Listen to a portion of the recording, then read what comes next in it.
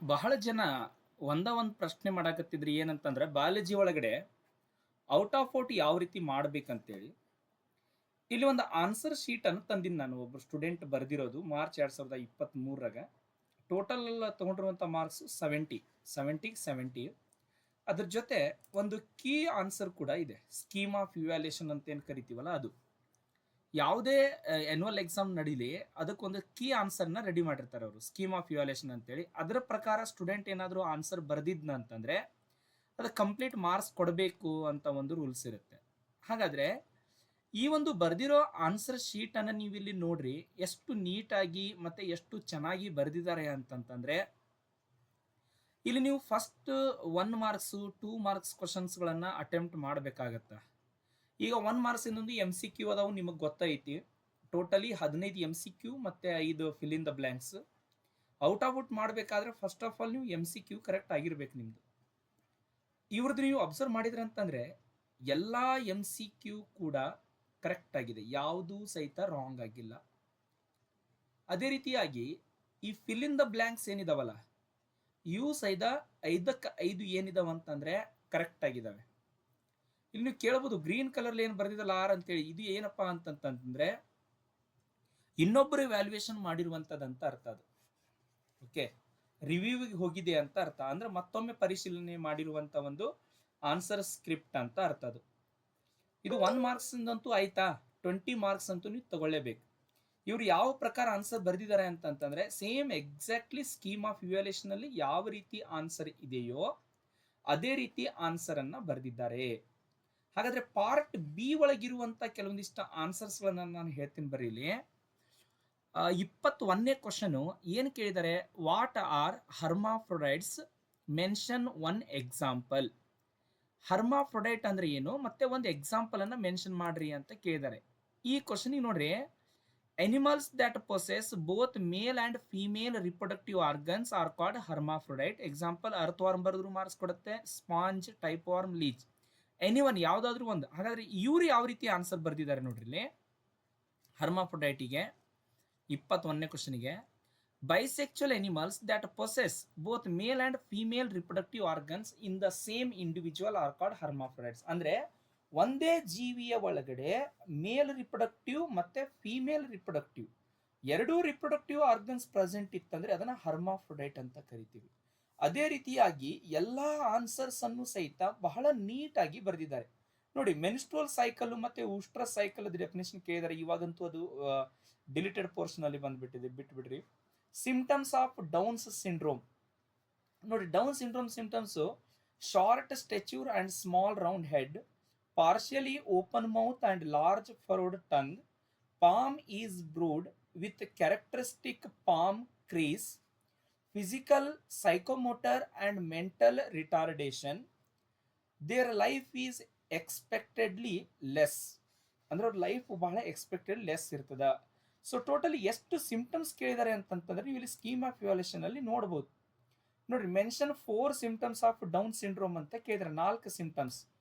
So ಇಲ್ಲಿ ನೀವು ಅಲ್ಲಿ 5 ಬರೆದಿದ್ದಾರೆ ಅವರು, ಇಲ್ಲಿ ನೀವು ಯಾವ್ದಾದ್ರು 4 ಬರೀರಿ ಅಂತ ಹೇಳ್ತಾರೆ. ಅಂದ್ರೆ ಒಂದಕ್ಕೆ ಅರ್ಧ ಮಾರ್ಕ್ಸ್ ಅಂತ ಅರ್ಥ ನೋಡಿ. Palm is broad with characteristics palm crease, physical, psychometry, mental development retard. Exactly ಮತ್ತೆ ನೀವು ಸೇಮ ಇರ್ಬೇಕಂತೇನಿಲ್ಲ, ಒಂದ್ ಸ್ವಲ್ಪ ಚೇಂಜ್ ಇದ್ರೂ ಕೂಡ ನಡೀತೈತಿ.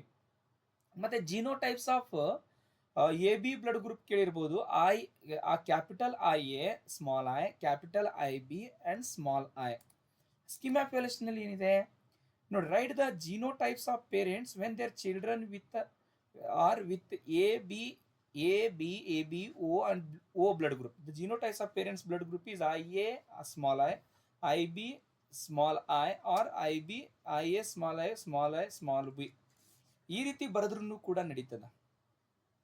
Right the 2 basic amino acids residues which are rich in histone. Histone ಅಲ್ಲಿ ಪ್ರೆಸೆಂಟ್ ಇರುವಂತ 2 ಬೇಸಿಕ್ ಅಮೈನೋ ಆಸಿಡ್, ಲೈಸಿನ್ ಮತ್ತೆ ಅರ್ಜಿನಿನ್. ನೋಡಿ ಬರೀ 2 ಮಾರ್ಕ್ಸಿಗೆ ಎರಡೇ ಲೈನ್ ಅಲ್ಲಿ ಇರುವಂತ ಒಂದು ಸೆಂಟೆನ್ಸ್ ನೋಡ್ರಿ ಎಷ್ಟು ಚಂದ ಬರೆದಿದ್ದಾರೆ. Basic amino acids are lysine and arginine. ಇಷ್ಟೇ, ಜಾಸ್ತಿ ತಲೆ ಕೆಡಿಸ್ಕೊಳ್ಳುವಂಥದ್ದು ಏನಿಲ್ಲ. ಆನ್ಸರ್ ಅನ್ನ ಯಾವ ರೀತಿ ಕೇಳ್ತಾರೆ, ಯಾವ ರೀತಿ ಎಕ್ಸ್ಪೆಕ್ಟ್ ಮಾಡಿರ್ತಾರೆ ಆ ರೀತಿ. ಇವ್ರು ಎಕ್ಸ್ಟ್ರಾನು ಕೂಡ ಬರೆದಿದ್ದಾರೆ. ಸೊ ಹಾಗಾಗಿ ಇದನ್ನ ರೌಂಡ್ ಮಾರ್ಕ್ ಮಾಡಿ ಇದನ್ನು ಎಕ್ಸ್ಟ್ರಾ ಅಂತ ಕನ್ಸಿಡರ್ ಮಾಡಿದ್ರೆ, ಮಾರ್ಕ್ಸ್ ಅನ್ನೋದನ್ನಲ್ಲಿ ಕನ್ಸಿಡರ್ ಮಾಡಿಲ್ಲ. 29ನೇ ಕ್ವಶನ್ ನೋಡಿ, ಕ್ವಶನ್ ಏನು ಕೇಳಿದಾರೆ ಫಸ್ಟ್ ಅದನ್ನ ನೋಡ್ಕೊಳ್ರಿ. 29ನೇ ಕ್ವಶನಿಗೆ ಏನು ಕೇಳಿದಾರೆ, why is oxytocin necessary for parturition, 1 marks ಅದಕ್ಕೆ. List any 4 hormone secreted by placenta, ಪ್ಲಾಸೆಂಟಾದಿಂದ ಸೀಕ್ರೆಟ್ ಆಗುವಂಥ 4 ಹಾರ್ಮೋನು ಮತ್ತೆ ಆಕ್ಸಿಟೋಸಿನ್ ಹಾರ್ಮೋನು ಪಾರ್ಚುರೇಷನ್ಗೆ ಯಾಕೆ ಬೇಕು. ಹಾಗಾದ್ರೆ ಬರ್ದಿರಲ್ಲ ಆನ್ಸರ್ ಯಾವ ರೀತಿ ಬರ್ತಿದೆ ನೋಡ್ರಿ ನೀವು. ಒಂದೇದ್ದು, because it exhibit strong uterine contraction for child birth, yes obviously ಇದಕ್ಕೆ 1 ಮಾರ್ಕ್ಸ್ ಸಿಕ್ಬಿಡ್ತಾ. ಬಿ ಕ್ವಶನ್ಗೆ 4 ಹಾರ್ಮೋನ್ ಹೆಸರು ಕೇಳಿದರೆ, ಇಲ್ಲಿ ಒಂದು ಎಷ್ಟು ಅಂತಂದ್ರೆ ಒಂದು 5-6 ಬರ್ದಿದ್ದಾರೆ. ನೀವು 5-6 ಬರ್ದಿರ್ತಿದ್ರೆ 2 ರಾಂಗ್ ಆಯ್ತಂದ್ರೆ ರಾಂಗ್ ಅಂತ ಅಲ್ಲದು, ನೀವು ಕರೆಕ್ಟ್ ಆಗಿರುವಂತ 4 ಬರ್ದಿದ್ರೆ ಮುಗಿದು ಹೋಯ್ತಿಲ್ಲಿ ನೋಡಿ. HCG ಬರ್ದಿದ್ದಾರೆ ಓಕೆ, HPL ಬರ್ದಿದ್ದಾರೆ okay, estrogen okay, progesterone okay. So ಇದಕ್ಕೆ ಒಟ್ಟಕ್ಕೂ ರೈಟ್ ಮಾರ್ಕ್ ಮಾಡಿ 3 ಮಾರ್ಕ್ಸ್ ಅಂತ ಕೊಟ್ಬಿಟ್ರೆ ಅದು ಮುಗಿದೋಯ್ತು. ಓಕೆ, ಅದೇ ರೀತಿಯಾಗಿ 30ನೇ ಕ್ವಶನ್ ನೋಡ್ರಿ. Couples what is infertility, give reasons for infertility in humans. Infertility ಅಂತಂದ್ರೆ ಮಕ್ಕಳು ಆಗದೇ ಇರುವುದಕ್ಕೆ ಕಾರಣಗಳೇನು. Infertility is the inability to produce children in spite of unprotected sexual cohabitation or sexual intercourse. Reason ನೋಡ್ರಿ ಏನೇನಿದೆ, physical, congenital, disease, drugs, psychological. ಇಲ್ಲಿ answer ಯಾವ ರೀತಿ ಇದೆ, physical, congenital, disease, drugs, immunological. ಮುಗಿದು ಇವು 3 ಮಾರ್ಕ್ಸ್ ಇಂದ ಐತೆ. Next diagram as it is ಹೆಂಗಿರ್ತದೋ ಅದೇ ರೀತಿ ಡಯಾಗ್ರಾಮ್ ತೆಗಿಬೇಕಾಗ್ತದ. ನೀವು ಡಯಾಗ್ರಾಮಿಗೆ ಫುಲ್ ಮಾರ್ಕ್ಸ್ ತಗೋಬೇಕಾದ್ರೆ ಲೇಬ್ಲಿಂಗ್ಸ್ ಎಲ್ಲವೂ ಕರೆಕ್ಟಾಗಿ ಬರ್ದಿರಲೇಬೇಕು, ಅಂದಾಗ ಮಾತ್ರ ಕರೆಕ್ಟ್ ಸಿಗ್ತದ. ಮತ್ತೆ ಇದು ಇನ್ಕಂಪ್ಲೀಟ್ ಡಾಮಿನೆನ್ಸ್ ಅನ್ನ ಕರೆಕ್ಟಾಗಿ ಬರ್ದಿರಬೇಕು. ಇವರ ಆನ್ಸರ್ ಇಲ್ಲಿ ಯಾವ ರೀತಿ ಬರ್ದಿದೆ ನೋಡ್ರಿ, ಇನ್ಕಂಪ್ಲೀಟ್ ಡಾಮಿನೆನ್ಸ್. ನೋಡ್ರಿ ನೀವು ಇಲ್ಲಿ ಅಬ್ಸರ್ವ್ ಮಾಡ್ಬೋದು, ಮಿಲ್ಲರ್ಸ್ ಎಕ್ಸ್ಪೆರಿಮೆಂಟ್ ಡಯಾಗ್ರಾಮು ಎಷ್ಟು ನೀಟಾಗಿ ಡ್ರಾ ಮಾಡಿದ್ದಾರೆ. ಅದೇ ರೀತಿ ಯಾವುದು ಆಂಟಿಬಾಡಿ ಸ್ಟ್ರಕ್ಚರ್ ಡಯಾಗ್ರಾಮ್ ಅನ್ನ ಯಾವ ರೀತಿ ತೆಗೆದಿದ್ದಾರೆ. ನೆಕ್ಸ್ಟ್ ಫೀಮೇಲ್ ಗ್ಯಾಮೆಟೋಫೈಟ್ ಡಯಾಗ್ರಾಮ್ ಯಾವ ರೀತಿ ತೆಗೆದಿದ್ದಾರೆ, ಮತ್ತೆ ಲೇಬ್ಲಿಂಗ್ಸು, ಸ್ಪರ್ಮ್ ಡಯಾಗ್ರಾಮ್ ಯಾವ ರೀತಿ ತೆಗೆದಿದ್ದಾರೆ. ಈ ರೀತಿ ನೀವು ಬರಿತಾ ಹೋದ್ರಂದ್ರೆ ನಿಮಗೆ ಎಲ್ಲಿಯೂ ಸಹಿತ ಮಾರ್ಕ್ಸ್ ಕಟ್ ಮಾಡಲಿಕ್ಕೆ ಚಾನ್ಸೇ ಇಲ್ಲ. ಇಲ್ಲಿ ಇನ್ಕಂಪ್ಲೀಟ್ ಡಾಮಿನೆನ್ಸ್ ಇದು ಡೆಫಿನಿಷನ್, ಮತ್ತೆ ಇಲ್ಲಿ ಅರ್ಧ ಇಲ್ಲಿ ಮಾಡಿದ್ದಾರೆ ನೋಡ್ರಿ, ಭಾಳ ನೀಟಾಗಿ ಬರೆದಿದ್ದಾರೆ ಅದಕ್ಕೆ. ಬಟ್ ನೀವು ಏನು ಮಾಡ್ಬೇಕು ಗೊತ್ತಾ, 5 ಮಾರ್ಕ್ಸ್ಗೆ ಇಲ್ಲಿ ಸ್ಪರ್ಮ್ ಡಯಾಗ್ರಾಮ್ ತೆಗೆದಿರಲ್ಲ ಓಕೆ, ಈ ಪೇಜ್ ಬಿಟ್ಟು ಬಿಡಬೇಕು.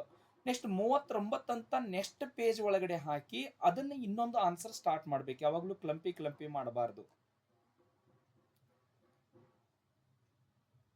ಎಸ್, ನೆಕ್ಸ್ಟ್ ನೋಡ್ರಿ 5 ಮಾರ್ಕ್ಸ್ ಎಷ್ಟು ಸ್ಮಾರ್ಟೆಸ್ಟ್ ಆಗಿರುವಂತ ಆನ್ಸರ್ ನೋಡ್ರಿ ಇದು. ಎಂಟಮೀಬಾ ಹಿಸ್ಟೋಲಿಟಿಕಾ ಕಾಸ್ ಮಾಡುವಂತ disease amoebiasis, Epidermophyton ringworm disease, Salmonella typhoid disease, Wuchereria malayi elephantiasis or filariasis, Plasmodium vivax, malaria. 5 line 5 marks, ಬರೀ ಡಿಸೀಸ್ ಹೆಸರು ಬರೆದ್ರೆ. Role of microbes in industrial production, ಅಂದ್ರೆ ಇಂಡಸ್ಟ್ರಿಯಲ್ ಪ್ರೊಡಕ್ಷನ್ ಅಲ್ಲಿ microbes ಯಾವ್ಯಾವ ರೀತಿ ರೋಲ್ ಇರ್ತದ. Fermented beverages, alcohol production ಅಲ್ಲಿ ಆಗಿರ್ಬೋದು, ಕೆಮಿಕಲ್ ಪ್ರೊಡಕ್ಷನ್ ಅಲ್ಲಿ ಆಗಿರ್ಬೋದು, ಆಸಿಡ್ ಫಾರ್ಮೇಷನ್ ಮಾಡೋದ್ರಲ್ಲಿ ಆಗಿರ್ಬೋದು. ನೆಕ್ಸ್ಟ್ 44ನೇ ಕ್ವಶನ್ ಯಾವ ರೀತಿ ಕ್ವಶನ್ ಕೇಳಿದಾರೆ ನೋಡ್ರಿ. 44